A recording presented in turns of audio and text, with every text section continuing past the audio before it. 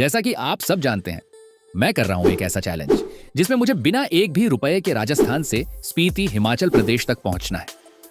इस चैलेंज का सबसे मुश्किल नियम यही था, मैं लिफ्ट किसी से भी मांग सकता था, लेकिन खाना ना तो मांग सकता था और ना ही अपने पैसों से खरीद सकता था। खाना तभी मिलेगा जब कोई अपनी मर्जी से देगा। आज हमारी 0 रुपये ट्रैवल चैलेंज का दिन 6 है और इस वक्त मैं खड़ा हूं चंडीगढ़ में। यह सफर सिर्फ जगहों का नहीं है, ये एक इंसान की हिम्मत, सब्र और टूटते जुड़ते हौसलों की कहानी है। बिना पैसे, बिना किसी प्लान के, सिर्फ एक जिद लेकर मैं निकला था इस सफर पर। राजस्थान से चंडीगढ़ तक का यह रास्ता बिल्कुल भी आसान नहीं था। कभी किसी ने रास्ते में लिफ्ट दी तो कभी घंटों तक भूखे प्यासे सिर्फ अपने पैरों के सहारे आगे बढ़ता रहा। कभी उम्मीद मिली तो कभी ऐसा लगा कि शायद आज यहीं सब खत्म हो जाएगा। कभी हौसला टूटा तो कभी खुद को समेटकर फिर चल पड़ा। 5 दिनों तक इसी जंग को लड़ते हुए थकान, भूख और अकेलेपन के साथ मैं आखिरकार चंडीगढ़ पहुंच पाया। कल रात जब आगे कुछ भी साफ नजर नहीं आ रहा था, तब एक गुरुद्वारे ने मुझे शरण दी। वहीं सिर रखा, वहीं सुकून की नींद आई और वहीं से आज की सुबह शुरू हुई। और अब डे 6 पर आज मैं आपको दिखाने वाला हूं भारत की सबसे अजीब, सबसे अनोखी और शायद सबसे चौंकाने वाली जगहों में से एक। यकीन मानिए, जो आगे आप देखने वाले हैं वो सिर्फ एक जगह नहीं, एक ऐसा अनुभव है जो इस पूरे सफर को और भी खास बना देगा। तो वीडियो को अंत तक देखिए, क्योंकि आज का दिन सिर्फ ट्रैवल का नहीं, हिम्मत और हैरानी का है। आज मैं आ पहुंचा हूं चंडीगढ़ के रॉक गार्डन में। नाम तो आपने कई बार सुना होगा, लेकिन यकीन मानिए, यह जगह सिर्फ एक गार्डन नहीं है, ये एक इंसान की जिद, जुनून और पागलपन की कहानी है। रॉक गार्डन की शुरुआत कोई सरकारी प्रोजेक्ट नहीं था। इसे बनाया था नेक चंद नाम के एक साधारण से सरकारी कर्मचारी ने। दिन में वो अपनी नौकरी करता था और रात के अंधेरे में चुपचाप यहां आता था।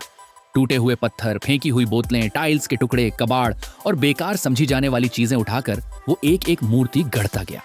सालों तक किसी को पता भी नहीं चला कि चंडीगढ़ के जंगलों के अंदर कोई इंसान एक अलग ही दुनिया बना रहा है। जब सरकार को इसका पता चला तो पहले इसे तोड़ने का आदेश दिया गया, लेकिन जब अफसरों ने अंदर जाकर देखा तो वो भी हैरान रह गए।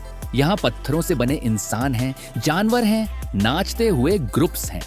ऐसे रास्ते हैं जो आपको भूल भुलैया में ले जाते हैं। कहीं संकरी गुफाएं हैं तो कहीं अचानक खुलता हुआ विशाल मैदान। हर मोड़ पर लगता है जैसे आप किसी और ही दुनिया में आ गए हों। पत्थर यहाँ सिर्फ पत्थर नहीं है, हर आकृति के पीछे एक कहानी छुपी हुई है। रॉक गार्डन की सबसे खास बात यह है कि यहाँ कुछ भी सीधा साधा नहीं है। रास्ते ऊपर नीचे जाते हैं, कभी झुककर निकलना पड़ता है, कभी सीढ़ियों से चढ़ना, तो कभी ऐसा लगता है जैसे आप किसी पुराने समय के शहर में घूम रहे हो। ये जगह बच्चों के लिए किसी जादुई दुनिया से कम नहीं और बड़ों के लिए एक सवाल छोड़ जाती है। क्या सच में किसी सपने को बनाने के लिए पैसे की जरूरत होती है या सिर्फ हौसले की? और अभी तो हमने रॉक गार्डन का बस एक छोटा सा हिस्सा ही देखा। आगे और भी गुफाएं हैं, और भी मूर्तियां, और भी ऐसे कोने जो आपको रुककर सोचने पर मजबूर कर देंगे। तो अभी सफर खत्म नहीं हुआ है, अभी इस पत्थरों की दुनिया में काफी कुछ देखना बाकी है। चलिए आगे बढ़ते हैं, क्योंकि असली हैरानी अभी बाकी है। जैसे जैसे मैं रॉक गार्डन के अंदर और गहराई में जाता हूँ, मेरी आंखों के सामने खुलता है रॉक गार्डन का वाटरफॉल सेक्शन। ये कोई नॉर्मल वाटरफॉल नहीं है, ये ऐसा लगता है जैसे किसी ने नेचर को पत्थरों के बीच जिंदा कर दिया हो। ऊपर से गिरता पानी, नीचे पत्थरों से टकराकर बनती सफेद झाग और चारों तरफ फैलती ठंडक। एक पल के लिए ऐसा महसूस होता है जैसे मैं चंडीगढ़ में नहीं, किसी हिडन वर्ल्ड में आ गया हूं। यहाँ हर स्टोन, हर दीवार किसी कहानी का हिस्सा लगती है। और सबसे अजीब बात, ये सब किसी पहाड़ या जंगल में नहीं, एक सिटी के बीचों बीच है। पानी की आवाज इतनी सूदिंग है कि 5 दिन की थकान, भूख और फ्रस्ट्रेशन सब कुछ सेकंड के लिए गायब हो जाता है। लेकिन इसी शांति के बीच एक सवाल भी दिमाग में आता है, क्या सच में ये सब इंसान ने बनाया है या फिर ये जगह खुद चुनती है कि कौन यहाँ आकर खुद को खो पाए? मैं वहां खड़ा बस पानी को देख रहा हूँ, सोच रहा हूँ कि शून्य से शुरू हुआ ये सफर मुझे कहां कहां ले आया है।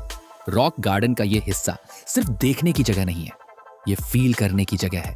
और यकीन मानिए, ये तो बस शुरुआत है, क्योंकि रॉक गार्डन के अंदर अभी और भी कई रास्ते हैं, कई रहस्य हैं और शायद खुद को ढूंढ लेने का एक और मौका भी। इन सकरी सकरी गलियों में चलते हुए ऐसा महसूस होता है जैसे हम किसी आम गार्डन में नहीं, बल्कि बड़े बड़े पहाड़ों की गहरी कंदराओं के बीच से निकल रहे हों। चारों तरफ ऊंची ऊंची दीवारें हैं और ये दीवारें इतनी रफ, इतनी नेचुरल हैं कि पहली नजर में पथरीली पहाड़ों की कंदराएं ही लगती है। ऐसा लगता है जैसे इंसान नहीं, कुदरत खुद हमें रास्ता दिखा रही है। इन दीवारों के ऊपर बनी छोटी छोटी गोपड़ियां एकदम अलग ही दुनिया का एहसास कराती हैं। ये सिर्फ पत्थरों का ढांचा नहीं है, बल्कि हर झोपड़ी के पीछे एक कहानी, एक सोच और एक जुनून छुपा हुआ है। यहीं पर इस जगह की हिस्ट्री धीरे धीरे सामने आने लगती है। रॉक गार्डन कोई आम गार्डन नहीं है। इसे बनाया था नेक चंद जी ने, एक सरकारी कर्मचारी जिन्होंने 1950 के दशक में सरकार की नजर से छुपकर इस पूरी दुनिया को खड़ा कर दिया। टूटे हुए पत्थर, फेंकी हुई चूड़ियां, कचरा समझे जाने वाले सामान से उन्होंने वो बनाया जो आज पूरी दुनिया में मशहूर है। जब मैं इन गलियों से गुजर रहा था तो हर मोड़ पर ऐसा लग रहा था जैसे अगला मोड़ कोई नया रहस्य खोलने वाला है। कभी रास्ता अचानक संकरा हो जाता है तो कभी दीवारें इतनी पास आ जाती हैं कि सांसों की आवाज तक सुनाई देने लगती है। ये गलियां सिर्फ रास्ता नहीं है, ये हमें उस इंसान की सोच में ले जाती हैं जिसने बिना किसी मदद के अपने सपने को पत्थरों में जिंदा कर दिया। और शायद यही वजह है कि यहाँ चलते हुए आप सिर्फ देख नहीं रहे होते, आप महसूस कर रहे होते हैं। और यकीन मानिए, रॉक गार्डन का ये हिस्सा अभी बस शुरुआत है। आगे वो देखने वाला है जो इस जगह को और भी अनोखा बना देता है। यहाँ कदम रखते ही एहसास होता है कि ये कोई आम गार्डन नहीं है। ये जगह किसी इंसान ने नहीं, किसी जिद ने बनाई है। रॉक गार्डन असल में एक ऐसे आदमी का सपना था जो शहर बसने के बाद बचे हुए टूटे पत्थर, टूटे बर्तन, कांच, टाइल्स और कबाड़ को देखकर भी कुछ अलग देख पा रहा था। जहां दुनिया को कचरा दिखता था, वहां उसे एक पूरी अलग दुनिया नजर आती थी। इस गार्डन की सबसे हैरान करने वाली बात यह है कि यहाँ कोई भी रास्ता सीधा नहीं है। आप जिस गली में घुसते हो, आपको नहीं पता कि वो आपको कहां ले जाएगी। कभी अचानक सामने खुला सा मैदान, तो कभी इतनी तंग सुरंग कि लगता है जैसे किसी पहाड़ की नसों के बीच से गुजर रहे हो। यहाँ हर दीवार हाथ से जोड़ी गई है, बिना किसी मशीन के। हर पत्थर, हर टुकड़ा किसी न किसी पुरानी चीज का हिस्सा था जिसे दुनिया ने फेंक दिया था, लेकिन यहाँ आकर वो हमेशा के लिए अमर हो गया। एक और कमाल की बात, इस गार्डन का कोई नक्शा नहीं बनाया गया था। मतलब इसे बनाते वक्त कोई प्लान नहीं, कोई ड्राइंग नहीं, बस रोज का काम और एक कल्पना। इसीलिए ये जगह भूल भुलैया जैसी लगती है, जहां खो जाना ही असली अनुभव है। लोग यहाँ चलते हुए अपने आप धीमे हो जाते हैं, कोई जोर से बात नहीं करता, जैसे ये जगह खुद कह रही हो, शांत रहो, मुझे महसूस करो। यहाँ हर मोड़ पर ऐसा लगता है कि अभी कुछ नया सामने आने वाला है, कुछ ऐसा जो आपने पहले कभी नहीं देखा। और शायद यही वजह है कि रॉक गार्डन देखने की जगह नहीं, महसूस करने की जगह बन जाता है। और सच बताऊं, यहाँ घूमते हुए आप समय भूल जाते हो। भूख, थकान, बाहर की दुनिया सब पीछे छूट जाता है। बस आप और ये अजीब खूबसूरत पत्थरों से बनी एक दूसरी दुनिया। रॉक गार्डन को देखते देखते इंसान के मन में सबसे पहला सवाल यही आता है, क्या यह सच में इंसानों ने बनाया है या किसी भूली हुई सभ्यता का निशान है? जैसे जैसे मैं आगे बढ़ता गया, हर कदम के साथ ये जगह और गहरी होती चली गई। ये कोई साधारण गार्डन नहीं था, ये एक ऐसी भूल भुलैया थी जहां रास्ते सिर्फ आंखों को नहीं, दिमाग और कल्पना को भी भटका देते हैं। हर मोड़ पर एक नई दुनिया खुलती है। कभी लगता है जैसे किसी पहाड़ की कोख से निकल रहा हूं, तो कभी ऐसा महसूस होता है मानो समय पीछे की ओर बहने लगा हो। मन अपने आप सवाल पूछने लगता है, इतने पत्थर, इतने टुकड़े, इतनी रचनाएं, आखिर किसी एक इंसान ने ये सब कैसे सोचा होगा? और जवाब भी यहीं छुपा है। रॉक गार्डन कोई अचानक बना हुआ सपना नहीं है, ये सालों की चुप्पी, हजारों दिनों की मेहनत और एक इंसान की जिद का नतीजा है। यहाँ हर मूर्ति, हर दीवार, हर रास्ता किसी कचरे से निकली चीज से बना है। टूटे बर्तन, फेंकी हुई टाइल्स, बेकार समझे गए पत्थर। यही देखकर मन एक और सवाल करता है, क्या सच में बेकार कुछ भी होता है? शायद नहीं, क्योंकि यहाँ जो चीजें दुनिया ने फेंक दी थी वो यहाँ आकर अमर हो गईं। जैसे जैसे अंदर जाते हैं, गार्डन और ज्यादा खूबसूरत होता जाता है। झरनों की आवाज कानों में पड़ते ही मन अपने आप शांत हो जाता है। पानी पत्थरों से टकराकर नीचे गिरता है और उसी पानी के पास औरतें नदी से पानी भरती दिखती हैं, बिल्कुल ऐसे जैसे ये जगह सिर्फ देखने की नहीं, जीने की भी हो। मन पूछता है, क्या ये सिर्फ एक गार्डन है? नहीं, ये एक एहसास है, एक ऐसी जगह जहां इंसान कुछ देर के लिए अपने मोबाइल, अपनी दौड़, अपनी परेशानियां सब भूल जाता है। यहाँ लोग कम बोलते हैं, ज्यादातर लोग चुप रहते हैं, क्योंकि कुछ जगहें ऐसी होती हैं जहां शब्दों की जरूरत नहीं पड़ती। रॉक गार्डन वही जगह है। हर गली, हर रास्ता, हर गुफा एक नई कल्पना को जन्म देती है। और जब आप सोचते हो कि अब सब देख लिया, तभी एक नया मोड़ आपको फिर चौंका देता है। यही इसकी सबसे बड़ी खासियत है। ये जगह खत्म नहीं होती, जितना आगे जाओ उतना और गहरा उतरते जाओ। और अंत में मन में एक ही बात गूंजती है, अगर एक इंसान अकेले इतनी खूबसूरत दुनिया बना सकता है, तो शायद इंसान की कल्पना वाकई किसी भी हद से बड़ी होती है।